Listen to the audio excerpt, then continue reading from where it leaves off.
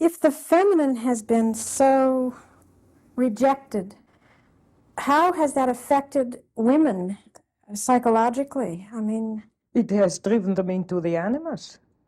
It has taken them their natural self-confidence and driven them into, as a compensation, behave like men and get what we, in our jargon, call getting into the animus. Imitate men, behave in a brutal or rational or animusy way.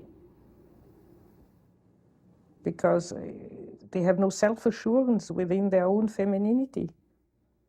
Jung was very struck when he was in South India, which is matriarchal in its basic structure. There the men are rather miserable creatures with little white trousers like diapers around them and rather squashed.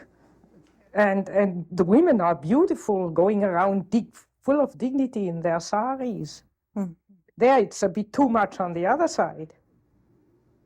And in every big family, the grandmother sits on top and rules the whole thing. But there the women are proud of themselves and bear themselves beautifully and look much better by that. Emanate self-confidence. And with us you have to try to be as much as possible a man in order to be halfway recognized. It's hard to imagine what it would be like when the animus isn't ruling.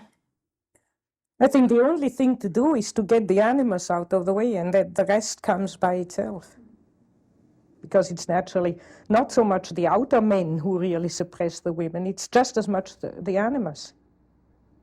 And against outer men, if they want to suppress you, you can just walk out on them. But the animus is therefore the real problem. One shouldn't found a women's liberation society against the animus, not against men. That would be women's liberation. And then her femininity recovers by itself, I mean, in a natural way. In a natural way. After all, one is a female. That's where the creative work of a woman comes in, isn't it? When, I mean, the animus, the only way to get him out of the way is to... Well, you see, the animus has to be, is also in the creativity. And there is in his right place. That's why Jung was very much for women doing creative work, because that occupies the animus in what he should do, namely relate to the unconscious. And then also the animus is, first, if somebody hasn't worked on the animus is undeveloped, and therefore he's let's say, for instance, in scientific work, where I am mostly working, have more experience, the animus is a parrot. He repeats, he copies what is in other scientific books, he quotes, he accumulates quotations. And then one day you say to yourself, now, how do I understand that myself? Now let's put aside even Jung. Let's not quote Jung. Now let's say, how shall I put that myself out of my own experience? And then you notice sometimes you can't even articulate it. The animus is just quoting all the time. And you have then to really, we have a beautiful German word for creativity. It means schöpfen. And schöpfen means to take water up with a bucket out of a well. And that's how it really feels to be creative. You have to say, now, how do I feel or think myself?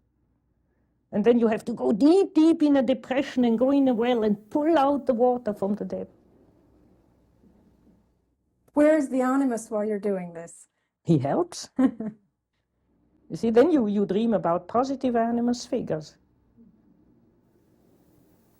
When I'm in the right way of working, I dream, for instance, a lot about very busy laborers working like mad. All in their blue laborer's dress. Then I know, aha, now my energies are working on the right thing, working hard.